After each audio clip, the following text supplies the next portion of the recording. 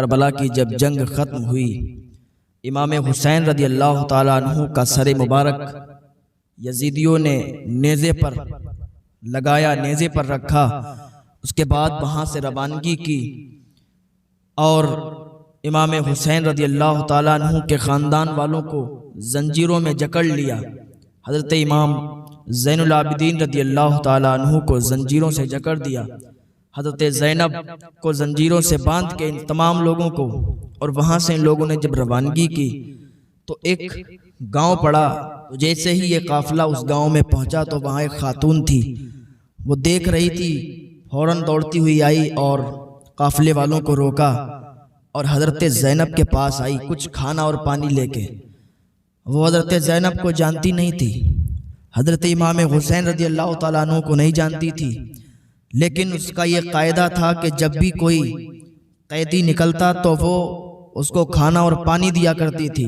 یہ لٹا ہوا قافلہ جو ادھر سے گزر رہا ہے، یہ نیزے پر جو سر ہے یہ امام حسین کا ہے، یہ اسے نہیں معلوم تھا، یہ اسے نہیں پتا تھا۔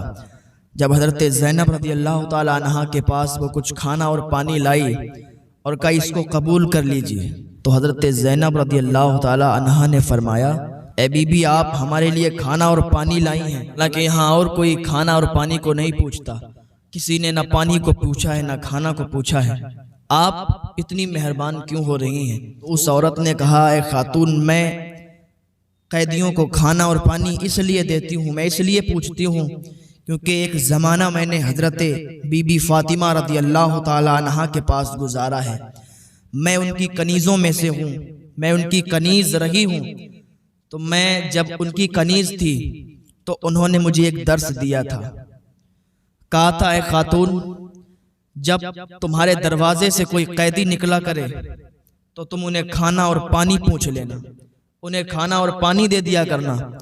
یہ بی بی فاطمہ رضی اللہ تعالی عنہا نے مجھ سے فرمایا تھا، تو میں ان کے کہنے پر، ان کے فرمانے پر میں یہاں سے جو بھی قیدی نکلتے ہیں نا ان کو کھانا اور پانی دے دیا کرتی ہوں، اس سے ثواب میں اضافہ ہو جاتا ہے، مجھے ثواب ملتا ہے، اور میں ان سے کچھ دعائیں کروا لیتی ہوں کیونکہ مسافر کی دعا قبول ہو جاتی ہے۔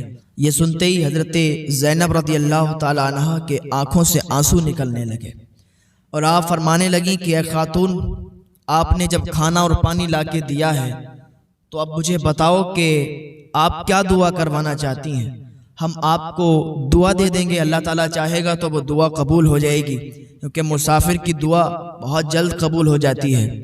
تو اس خاتون نے کہا، اے بی بی مجھے کچھ نہیں چاہیے، بس اتنی دعا کیجئے کہ میں اپنی مالکہ، اپنی آقا سیدہ بی بی فاطمہ رضی اللہ تعالی عنہا کی کنیز تھی، جب میں وہاں تھی تو وہ حضرت امام حسن، حضرت امام حسین اور زینب تھیں، وہ بھائی بہن تھے، میں نے اپنی گود میں ان کو کھلایا ہے، حسین کو میں نے اپنی گود میں کھلایا ہے۔ مجھے یہ تو معلوم چل گیا تھا کہ حضرت امام حسن رضی اللہ تعالیٰ عنہ کو زہر دے کر شہید کر دیا گیا، لیکن امام حسین کی اور زینب کی میرے پاس کوئی خبر نہیں ہے۔ آپ اتنی دعا کریں اللہ کی بارگاہ میں کہ وہ جو حسین کو میں اپنی گود میں کھلاتی تھی نا، وہ بہت بڑے ہو گئے ہوں گے، بہت بڑے ہو گئے ہوں گے، مجھے پہچان میں بھی نہیں آئیں گے۔ زینب وہ بھی بہت بڑی ہو گئی ہوں گی۔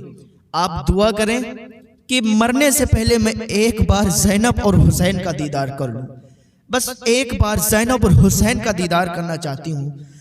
حضرت زینب رضی اللہ تعالیٰ عنہ تڑپ کے رونے لگی، آنکھوں سے آنسو نکلنے لگے اور کہنے لگی، بی بی تو جس حسین اور زینب سے ملنا چاہتی ہے وہ حسین کا سر نیزے پہ بلند ہے اور یہ سامنے تیرے زینب کھڑی ہوئی ہے، یہ تیرے سامنے زینب کھڑی ہوئی ہے۔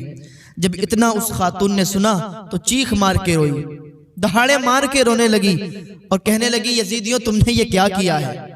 تم نے کس کو شہید کیا ہے؟